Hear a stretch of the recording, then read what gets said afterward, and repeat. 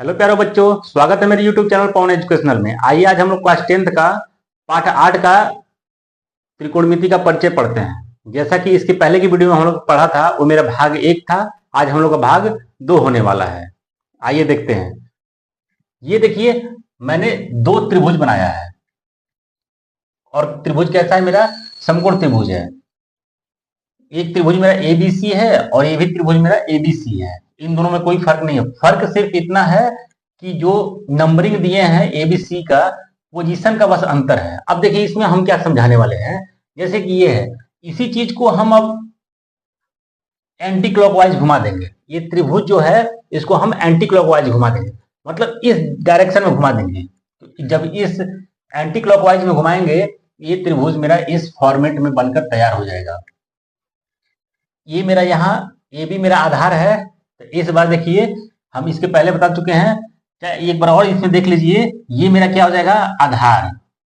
इसको हम लोग आधार कहेंगे। आधार को हम लोग बी से दिखाते थे, ठीक है। अब ये क्या हो जाएगा? इस तरह से नॉर्मल देखेंगे, ये मेरा आधार होगा और इसको कहेंगे हम लोग लंब, जिसको बोलते हैं पी। और ये मेरा होता है कर्ण, जिसको हम लोग दिखाते हैं एच से। यानी कि ये बेस हो गया, ये परपेंडिकुलर हो गया, ये हाइपोटेनस हो गया, ठीक है। इंग्लिश वाला ही हम लोग यूज करते चलेंगे तो हम लोग को आसान रहेगा समझने में भी, और आगे जो एक्सरसाइज पढ़ेंगे उसमें भी आसान रहेगा हम लोग को। इसी चीज को देखिए, हमने क्लॉकवाइज में घुमा दिया है, क्योंकि बहुत बच्चों को परेशानी होता है। जब तक मेरा जब यहाँ का एंगल पूछता है, यहाँ का पूछेगा कि साइन ए का मान बताइए, कॉस ए का मान बताइए, टेन ए का मान बताइए, तो हमको बहुत आसानी से हो जाता है। क्योंकि ये देखिए, यहाँ का जब भी पूछेगा, यहाँ का जब भी पूछेगा कि साइन ए का मान बताइए, चाहे कॉस ए का मान बताइए, तो ये मेरा क्या हो जाएगा? इसके सामने सीधे एरो हम लगाते हैं, ठीक है। तो ये यहाँ का जब भी पूछे, तो इसके सामने की जो भुजा होगी, इसके सामने की जो भी भुजा होगी, वो मेरा लंब कहलाता है। और देखिए, ठीक है। और ये क्या हो गया?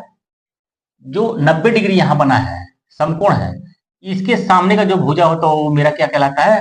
कर्ण कहलाता है। इसके सामने का भुजा, हम समझाने के लिए सिर्फ ऐसा कर रहे हैं, आप लोग एरो एरो मत लगाइएगा।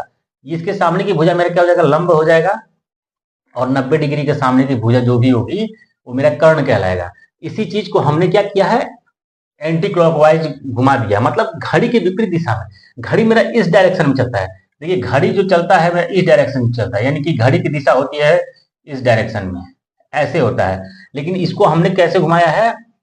इस डायरेक्शन में, ठीक है, रोटेट कर दिया है। तो ये मेरा एंटी क्लॉकवाइज हो गया, घड़ी की विपरीत दिशा में। तो अब इसको समझिए। अब देखिए, इसको जब हमने घुमाया है, तो अब मेरा क्या हो जाएगा? इसमें पूछेगा, एक ही फिगर से भी समझ सकते हैं, लेकिन 2 फिगर हम आपको समझाने के लिए बनाया है। अब यहाँ के लिए देखिए, लंब मेरा ये क्या हो जाएगा? यहाँ के लिए लंब ये हो जाएगा, ये मेरा लंब हो जाएगा। लंब मेरा पी हो जाएगा। आधार मेरा बदलेगा नहीं, आधार मेरा यहाँ भी वही रह जाएगा, ठीक है। आधार को हम लोग बी से दिखाएंगे। और ये तो मेरा कर्ण होगा ही, कर्ण मेरा एच हो जाएगा, ठीक है।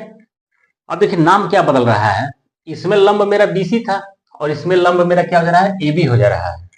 अगर देखिए, दोनों चीज में, अगर इसमें साइन का मान पूछे हमको, बोलेगा कि साइन ए का मान बताइए, तो साइन ए हम लोग लिखते हैं, पहले से पता है हम लोग को, लंब बटा कर्ण। साइन ए के लिए देखिए लंब बटा कर्ण। लंब क्या लिखेंगे?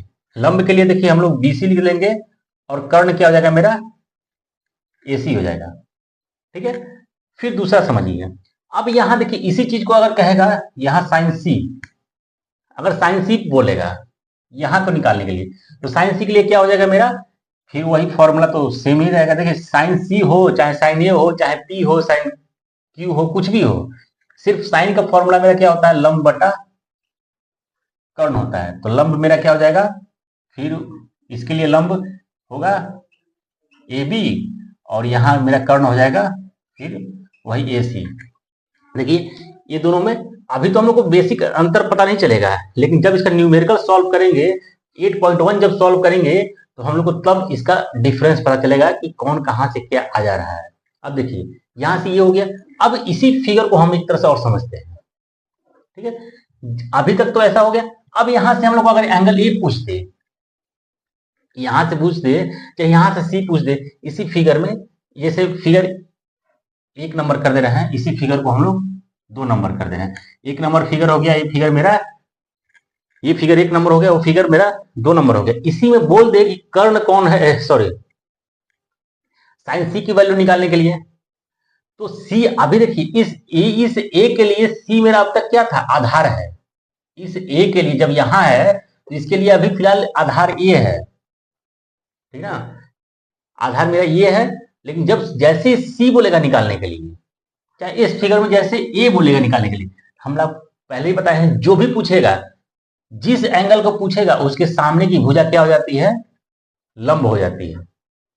उसके सामने की भुजा लंब हो जाती है। तो यहां देखिए, नहीं तो आप ऐसे घुमा लीजिए फिगर को, घुमा के बनाएंगे तो भी कोई फर्क नहीं है, नहीं घुमाएंगे तो डायरेक्ट एक ही फिगर से समझ लीजिए। जैसे फिगर हम इसी फिगर को यहां भी ड्रॉ कर दे रहे हैं आपके सामने,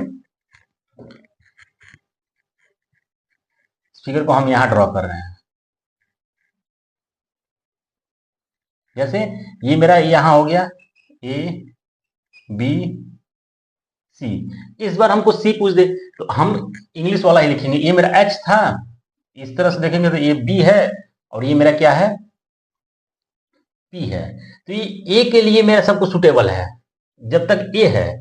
लेकिन जैसे ही ये मेरा हमको यहां से सी पूछेगा, तो सी जैसे ही पूछेगा तो यहां जब एरो का निशान लगा के हम समझा रहे हैं आप लोग को, तो जैसे ही मेरा पूछेगा यहां साइन सी, इस 3rd नंबर फिगर के लिए जैसे ही पूछेगा साइन सी, इस साइन सी के लिए क्या हो जाएगा, ये जो मेरा आधार है वो क्या बन जाएगा, कर्ण बन जाएगा, हम लोग को सॉरी लंब बन जाएगा।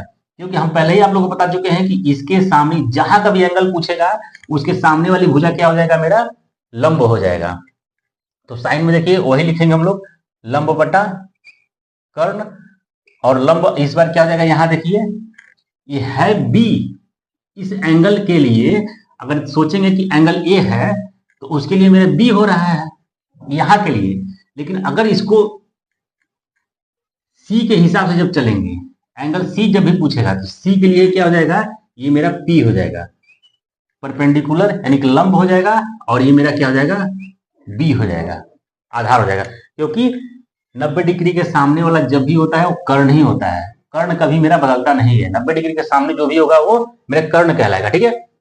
तो यहां साइन सी जब निकालेंगे तो साइन सी क्या हो जाएगा, लंब बटा कर्ण हो जाएगा। तो लंब देखिए क्या हो जाएगा, अभी लंब हमने बताया है ए बी है, ठीक है, और इसमें क्या हो जाएगा मेरा कर्ण ए सी हो जाएगा। सपोज डेट करिए कि P का मान मेरा 3 दे दिया है और B हमको दे दिया है 4, B हमको 4 दे दिया है, H हमको दे दिया है 5, ठीक है, 3 4 5 करके दे दिया। तो इसकी जब न्यूमेरिकल वैल्यू निकालेंगे, ठीक है, जब न्यूमेरिकल वैल्यू निकालेंगे तो न्यूमेरिकल वैल्यू में क्या हो जाएगा, न्यूमेरिकल वैल्यू के लिए AB क्या हो जाएगा, AB का मान क्या है, जो AB है वो मेरा P है और AC मेरा क्या है, तो H है। तो देखिए P का मान क्या है मेरा 3 और H का मान मेरा 5, तो ये हम लोग का आंसर हो जाएगा। अब यही चीज से एक बात और समझिए कि जब मेरा इसमें बोलेगा cos A, ठीक है, अब हम A पर आते हैं, इसी फिगर से A निकालते हैं। जब एंगल A बोलेगा तो अब इस एंगल A के लिए क्या हो जाएगा, ये वाला सामने वाला मेरा लंब हो जाएगा, जो B है वो मेरा P हो जाएगा। तो यहां से cos का फॉर्मूला होता है आधार बटा कर्ण। तो इस आधार को क्या लिख देंगे, आधार के लिए अभी बोले हैं ना, जब यहां का ए पूछेगा तो ये मेरा लंब हो जाएगा और ये कर्ण तो कभी बदलता नहीं है, तो ये लंब हो गया, कर्ण हो गया, तो बच गया मेरा क्या, ये आधार। तो आधार मेरा हो जाएगा ए बी, कर्ण मेरा हो जाएगा ए सी। तो ए बी का क्या हो गया, देखिए ए बी का मान दिया है 3 और देखिए ए सी हम लोग को 5 है। एक चीज ध्यान दीजिए, यहां जो ए के लिए साइंस सॉरी यहां जो सी के लिए मान था, ठीक है, साइन सी का जो मान था उसके लिए किए वही मान मेरा कॉस ए के लिए आ रहा है। तो यही बात फर्क पड़ता है क्या, जब एंगल को बदलेंगे तो वैल्यू मेरी बदल जाती है। आप लोग इस बात का ध्यान रखना हमेशा कि जिसका एंगल पूछेगा जहां से, अब देखिए जरूरी नहीं है कि ये मेरा बार बार यहाँ एंगल ही देगा, इसको हम थीटा भी कर सकते हैं, ये मेरा थीटा भी हो सकता है। तो यहाँ ए ना करके यहाँ थीटा पूछ सकता है, यहाँ साइन सी ना करके थीटा पूछ सकता है, यहाँ भी थीटा हो सकता है, कहीं भी थीटा हमारा हो सकता है। थीटा हो सकता है, अल्फा हो सकता है, बीटा हो सकता है, गामा हो सकता है, ए टू जेड कुछ भी नाम वहां हो सकता है। ठीक है, तो इस तरह से इसको सॉल्व करते हैं। बस एक फंडा आप लोग दिमाग में बैठा लीजिएगा कि जिसके सामने का पूछेगा, जो एंगल पूछेगा उसके सामने वाला मेरा क्या हो जाएगा, लंब हो जाएगा, और 90 डिग्री के सामने मेरा हमेशा कर्ण होता है, और जो बच गया वो मेरा आधार हो जाएगा। इसी आधार पे हम लोग लेकर इसको बनाते हैं। उम्मीद करते हैं कि आप लोग को वीडियो पसंद आया होगा। अगर वीडियो पसंद आया होगा तो कृपया मेरे वीडियो को लाइक करें, सब्सक्राइब करें, कमेंट करें और शेयर करें।